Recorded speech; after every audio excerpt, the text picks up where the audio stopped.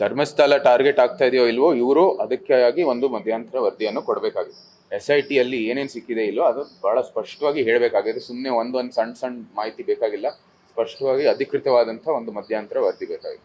ಈಗ ಪರಿಸ್ಥಿತಿ ಈ ರೀತಿ ಇದೆ. ಒಂದು ವೇಳೆ ಪ್ರಾಧಿಕಾರ ಆಗಿ ಸರ್ಕಾರ ಸಂಪೂರ್ಣ ಯಾವ ರೀತಿ ಆಗಬಹುದು ಪರಿಸ್ಥಿತಿ ಅಂತ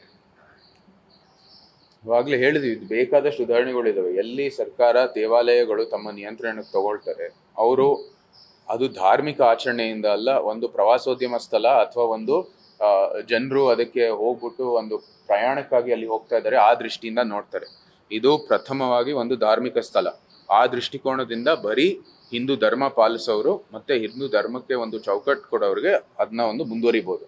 ಅದಕ್ಕಾಗಿ ಬೆಟ್ಟ ಹಿಂದೂಗಳು ಅಥವಾ ಹಿಂದೂಗಳ ಆಸ್ತಿನೇ ಆಗಬೇಕಾಗಿದೆ. ಅದು ಇವತ್ತು ಸಹ ಒಂದು ಹಿಂದೂ ಆಸ್ತಿನೇ, ಅದರಲ್ಲಿ ಏನೋ ಒಂದು ಅನುಮಾನ ಇಲ್ಲ. ಉಪಮುಖ್ಯಮಂತ್ರಿ ಇಂಥ ಒಂದು ಆಘಾತಕಾರ ಒಂದು ಹೇಳಿಕೆ ಹೇಳೋದ್ರಿಂದ ಇದೇನು ಬದಲಾವಣೆ ಆಗೋಕ್ಕೆ ಸಾಧ್ಯವಿಲ್ಲ.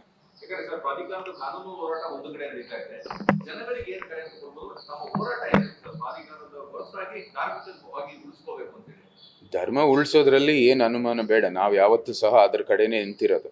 ಈ ಒಂದು ಪ್ರಕರಣ ಇರ್ಬೋದು, ಅನೇಕ ಏನು ನಮಗೆ ಹಿಂದೂ ಭಾವನೆಗೆ ಧಕ್ಕೆ ಕೊಡುವಂಥ ದೃಷ್ಟಿಯಲ್ಲಿ ಮಾಡಿರುವಂಥದ್ದು ಏನೇನೋ ಈ ಕಾಂಗ್ರೆಸ್ ಸರ್ಕಾರ, ಅದರ ವಿರೋಧವಾಗಿ ನಾವು ಯಾವತ್ತೂ ಸಹ ಕೆಲಸವನ್ನು ಮಾಡ್ತೀವಿ.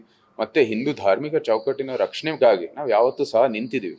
ಆದರೆ ಇದಾಗ್ತಾ ಇರೋದು ಭಾರತೀಯ ಒಂದು ಬಹುತ್ವದ ತತ್ವ ದೃಷ್ಟಿಕೋನದಿಂದ. ಯಾವತ್ತೂ ಸಹ ಒಂದು ಪ್ಲೂರಲಿಸ್ಟಿಕ್ ಸಮಾಜ ನಮ್ಮ ಭಾರತ, ಎಲ್ಲ ಧರ್ಮಗಳನ್ನು ಒಪ್ಕೊಳ್ಳೋದು. ಆದರೆ ಯಾವುದೇ ಒಂದು ಧರ್ಮ ಬೇರೆ ಧರ್ಮಗಳು ಸರಿ ಇಲ್ಲ, ಬರೀ ನಮ್ಮದೇ ಸರಿ ಇದೆ ಅಂತ ಹೇಳುವಾಗ ನಾವು ಅದಕ್ಕೆ ವಿರೋಧವಾಗಿ ಯಾವತ್ತೂ ವ್ಯಕ್ತಪಡಿಸ್ತೀವಿ. ಪದೇ ಹಿಂದೂ ಭಾವನೆಗೆ ಧಕ್ಕೆ ಕೊಡದೇನೆ ತಾವು ಮುಂದುವರಿರಿ. ಇಲ್ಲಿ ರಾಜ್ಯದಲ್ಲಿ ಅನೇಕ ಸಮಸ್ಯೆಗಳಿದ್ದಾವೆ. ತಮ್ಮ ಈ ಆಘಾತಕಾರ ಹೇಳಿಕೆ ಹೇಳೋ ಮೂಲಕ ಅದನ್ನ ನೀವು ಮುಚ್ಚಕ್ಕೆ ಹೋಗ್ತಾ ಇದ್ರೆ ಅದು ಖಂಡಿತ ಆಗಲ್ಲ. ನಾವು ಅದ್ರ ಮೇಲೂ ಗಮನ ಇಟ್ಕೋತೀವಿ, ಇದಕ್ಕೂ ಕೂಡ ವಿರೋಧವನ್ನು ವ್ಯಕ್ತಪಡಿಸ್ತೀವಿ. ಇದು ತಮ್ಮ ಭವಿಷ್ಯಕ್ಕಾಗಿ ಒಳ್ಳೇದಾಗಲ್ಲ. ಮತ್ತು ನಾವು ಕೂಡ ನಮ್ಮ ಹೋರಾಟವನ್ನು ಇನ್ನೂ ಗಂಭೀರವಾಗಿ ಇದ್ರ ಬಗ್ಗೆ ತಗೋತೀವಿ. ಮತ್ತು ನಂತರ ಕೂಡ ಇದ್ರ ಬಗ್ಗೆ ಸೂಕ್ತವಾದಂಥ ಕ್ರಮ ಎಲ್ಲೆಲ್ಲಿ ನಾವು ತಗೋಬೇಕು ಅದನ್ನ ತಗೋತೀವಿ.